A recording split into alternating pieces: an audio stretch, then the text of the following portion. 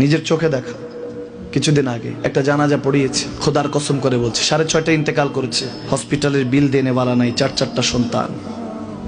অ্যাম্বুলেন্সে ঘরে ঘরে আসবে, 1000-1200 টাকার বিল দেনে বালা নাই। কি বুঝলেন?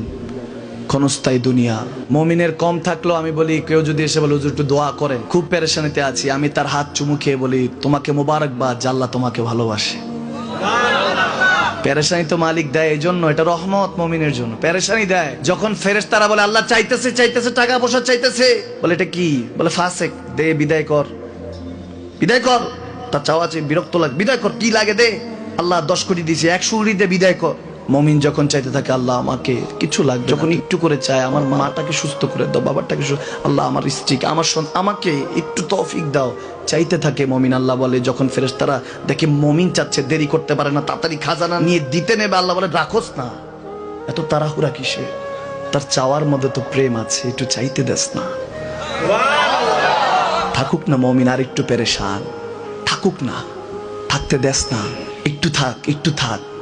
পেরেশানিতে রেখে আল্লাহ মজা নেয়, মহব্বত নেয়, মুমিনের অন্তর থেকে খুশবু নেয়। আল্লাহর বড় মায়া, মুমিন যখন চায় আল্লাহ তখন মায়ার নজর নিয়ে তাকায়, হায় হায় আমার বান্দা, সুবহানাল্লাহ।